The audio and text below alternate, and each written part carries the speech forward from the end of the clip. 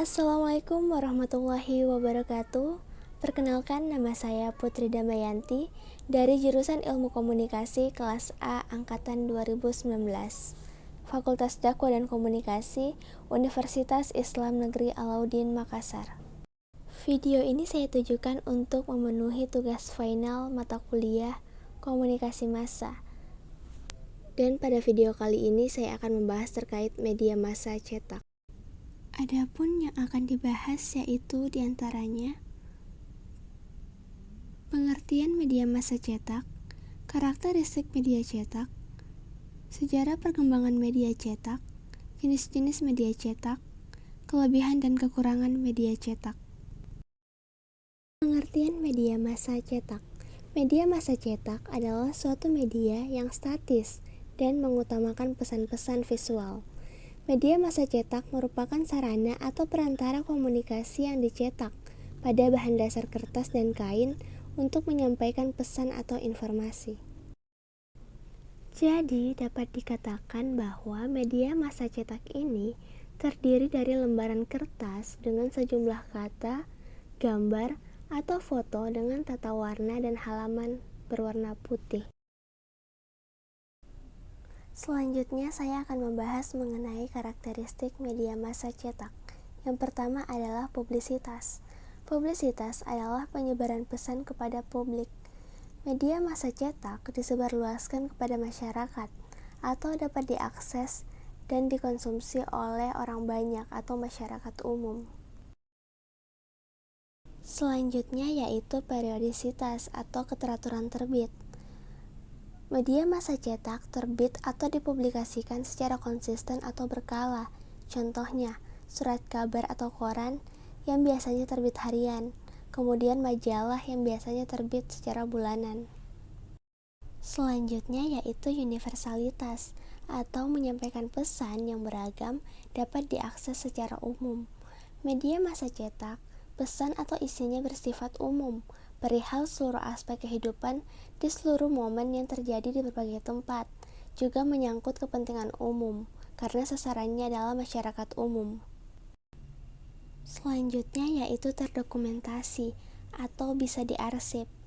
Jadi, dikarenakan media massa cetak ini dalam bentuk fisik, sehingga lebih mudah untuk disimpan ataupun diarsipkan. Selanjutnya yaitu faktualitas, atau sesuai dengan fakta. Jadi, berita ataupun informasi yang ada di media cetak haruslah sesuai dengan fakta atau kejadian yang sebenarnya. Selanjutnya yaitu aktualitas kini. Aktualitas kini atau baru saja terjadi atau sedang terjadi. Untuk setiap media bersifat relatif karena tergantung periodisitas media, misalnya surat kabar pagi, surat kabar sore, dan lain sebagainya. Aktualitas berisi mengenai hal-hal baru seperti informasi atau laporan, dan juga terkait kecepatan penyampaian informasi kepada publik. Selanjutnya yaitu sejarah dan perkembangan media massa cetak. Era media cetak dimulai pada tahun 105 Masehi, ketika orang-orang Cina mulai membuat paper dari Rex. Pada tahun 700 Masehi, pedagang Arab membawa teknologi baru ini ke barat. Mereka menggunakan tipe logam pada kayu untuk mencetak karakter yang dipraktikkan pada awal dinasti Tang pada tahun 618 sampai 908 Masehi. Kemudian diikuti oleh pengembangan perubahan tipe tanah liat pada tahun 1000 dan perubahan tahun 1234 di Korea.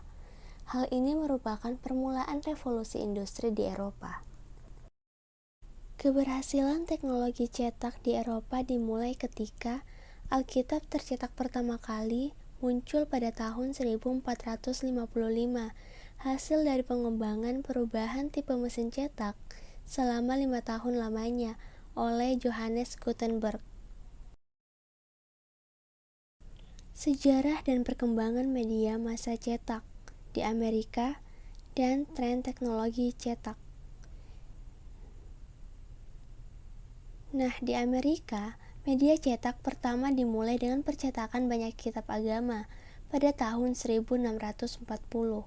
Buku dicetak oleh kelompok Puritan di Massachusetts segera setelah kemunculan surat kabar di Boston, New York, dan Philadelphia, dengan merefleksikan pusat aktivitas komersil, politik, dan intelektual.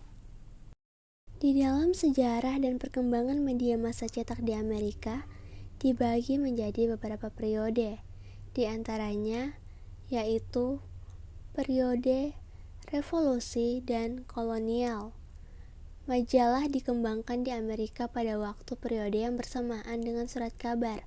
Adapun beberapa surat kabar yang terbit pada saat itu yaitu surat kabar Public Occurrences both foreign and domestic, terbit di Amerika di bawah otoritas pemerintahan Inggris dan dipublikasikan oleh Benjamin Harris pada tahun 1690.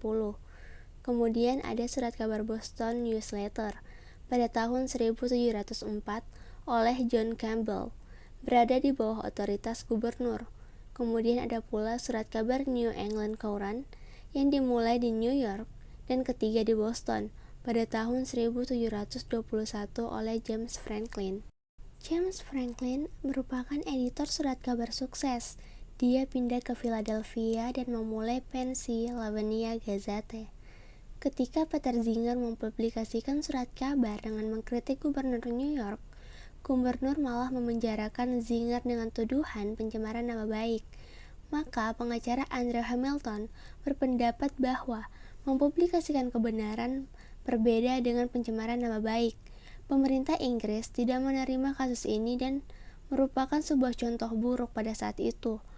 Maka Hamilton menang dalam kasusnya. Kemudian Singer dan Franklin mendeklarasikan kebebasan pers pada tahun 1785. Selanjutnya yaitu Yellow Journalism. William Randolph Hearst pindah ke New York dengan menyewa staf Pulitzer dengan setting dramatis perang Morning Journal Hearst dan Pulitzer. Gaya sensasional jurnal yang disebut dengan Yellow Journalism menekankan pada foto sensasional dan seleksi cerita headline lebar dan lebih menekankan pada personalitas dan cerita human interest. Hasil dari Hearst ini yang spektakuler pada tahun 1898 berkembang di Havana. Setelah tahun 1900, media lain penuh dengan gambar emosi, majalah, dan pornografi. Pada tahun 1920, penerbitan surat kabar mulai membentuk konsolidasi ke dalam rangkaian kelompok. Selanjutnya yaitu The Growth of Magazine. Di tahun 1820 sampai 1950, beberapa majalah sudah menyentuh audiens. Terbit beberapa majalah umum dengan fitur dan fiksi, diantaranya Saturday Evening Post. Di tahun 1820, majalah wanita mulai berkembang, diantaranya Ladies Home Journal, Good Housekeeping, dan My Calls. Di akhir tahun 1800, diantaranya terbitlah Reader's Digest. Majalah bergambar baru terbit pada tahun 1930, diantaranya Life and Look. Pada tahun 1910, sirkulasi majalah Saturday Evening Post dan Ladies Home Journal sudah lebih dari 1 juta eksemplar. Sejarah dan perkembangan media massa cetak pada tren teknologi cetak. Kecepatan percetakan berkembang dalam industri media cetak pada tahun 1800 dan berlanjut pada tahun 1900. Pusat percetakan buku, majalah, dan surat kabar berproduksi sangat cepat dalam volume yang sangat besar, namun berhadapan dengan kesulitan pendistribusiannya. Nah, aspek transportasi dan akses teknologi selalu menjadi faktor krusial dalam pengembangan media cetak. Perkembangan media massa tergantung pada industri, ekonomi, dan teknologi, khususnya dalam menunjang hal distribusi produk. Teknologi transportasi sangat menunjang perkembangan media cetak karena bisa mengirim buku, majalah, surat kabar dalam jumlah yang besar. Di tahun 1980-an, perkembangan teknologi komputer dalam teknologi percetakan dan penerbitan semakin mempermudah percetakan surat kabar. Peralatan seperti pencetak laser dan scanner untuk foto digital ke dalam komputer menjadi lebih mudah dan lebih luas. Pada tahun 1990-an, teknologi informasi dan komunikasi semakin berkembang dengan kemunculan fax dan email yang memungkinkan pelayanan informasi lebih cepat dan murah. Selanjutnya yaitu jenis-jenis media massa cetak, di antaranya publikasi buku, surat kabar, majalah, poster, pamflet, brosur, dan billboard. Publikasi buku. Beberapa penerbit hanya mempublikasikan buku yang akan mereka jual saja, tetapi setelah teknologi publikasi sudah bisa melalui komputerisasi, buku banyak yang menjadi mahal karena tuntutan pemasaran dan biaya lainnya menjadi meningkat. Kategori mayoritas dari bentuk buku atau genre berdasarkan Ikatan Publisher Amerika adalah sebagai berikut. Buku-buku pusat, hard atau soft copy termasuk fiksi hard copy dan non-fiksi, buku-buku profesional yang berisi referensi atau buku-buku pendidikan profesional, buku dasar atau untuk sekolah menengah dan textbooks, buku agama seperti buku-buku doa, edisi klub buku, mail order publications, subscriptions, reference book, audiovisual dan multimedia, press universitas. Selanjutnya surat kabar. Istilah surat kabar merujuk pada kata koran dalam bahasa Belanda krant dan dalam bahasa Prancis courant, merujuk pada suatu penerbitan yang ringan dan mudah dibuang. Biasanya dicetak pada kertas berbiaya rendah yang disebut dengan kertas koran, yang berisi berita-berita terkini dalam berbagai topik. Menurut Egi, secara kontemporer surat kabar memiliki fungsi utama dan fungsi sekunder. Fungsi utama media yaitu to inform, atau menginformasikan kepada pembaca secara objektif tentang apa yang terjadi dalam suatu komunitas, negara, ataupun dunia. Yang kedua adalah to comment, atau mengomentari berita yang disampaikan dan mengembangkannya ke dalam fokus berita. Yang ketiga, to provide, atau menyediakan keperluan informasi bagi pembaca yang membutuhkan barang dan jasa melalui pemasangan iklan di media. Kemudian fungsi selanjutnya yaitu fungsi sekunder. Yang pertama, untuk kampanye proyek-proyek yang bersifat kemasyarakatan yang sangat diperlukan untuk membantu kondisi-kondisi tertentu. Yang kedua, memberikan hiburan kepada pembaca dengan sajian cerita, komik, kartun, dan cerita-cerita khusus. Yang ketiga, melayani pembaca sebagai konselor yang ramah, menjadi agen informasi, dan memperjuangkan hak.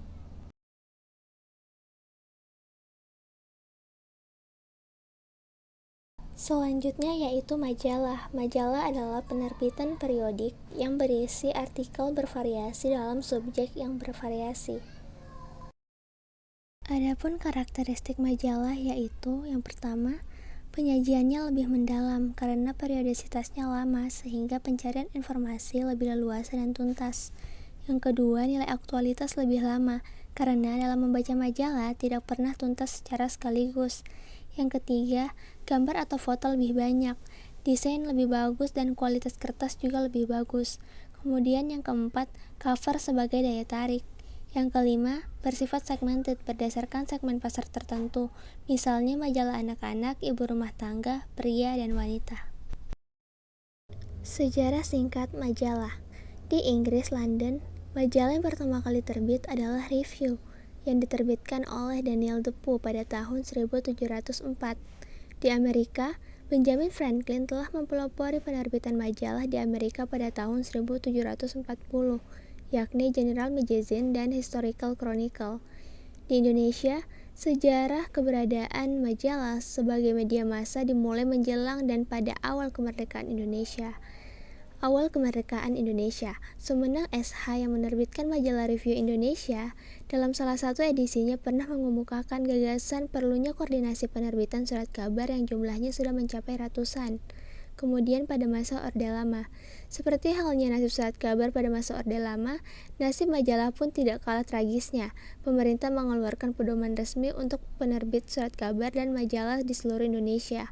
Kemudian pada zaman Orde Baru, awal Orde Baru yaitu tahun 1966, banyak majalah yang cukup beragam jenisnya.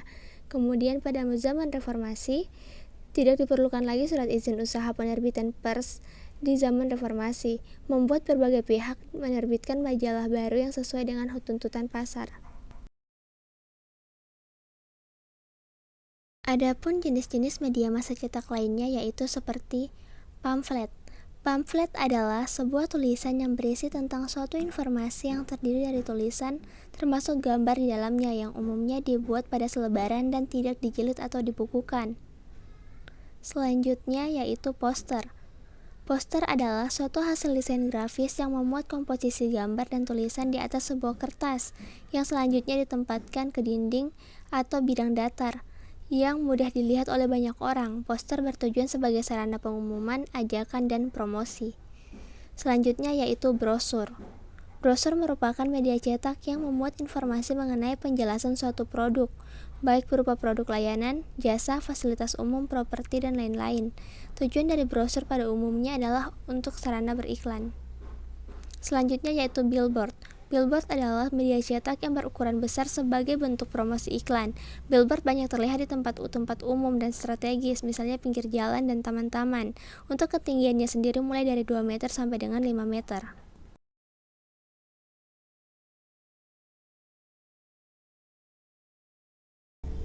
Kelebihan media massa cetak.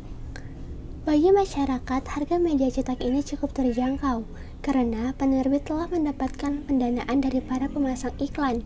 Dengan demikian, semua kalangan bisa berlangganan media ini dan tetap dapat mengikuti berita perkembangan di lingkungan sekitarnya. Seperti contoh, harga cetak flyer murah yang hanya beberapa ratus rupiah per lembar tentu menjadi kelebihan dari media cetak ini. Kelebihan selanjutnya yaitu, dalam sekali penerbitan, media cetak bisa membahas berbagai topik secara sekaligus. Misalnya topik olahraga, ekonomi, sosial, hiburan, dan masih banyak lagi. Sehingga semua kalangan bisa mendapatkan topik yang diminatinya. Selanjutnya, media cetak selalu populer di kalangan apapun dan bisa dinikmati oleh generasi manapun. Berbeda dengan media online yang tidak semua orang bisa mengerti penggunaan internet. Kelebihan selanjutnya yaitu media cetak bisa disebarkan dan ditujukan ke wilayah target pemberitaan. Dengan demikian dapat mengarahkan suatu iklan yang tertarget pada wilayah tertentu.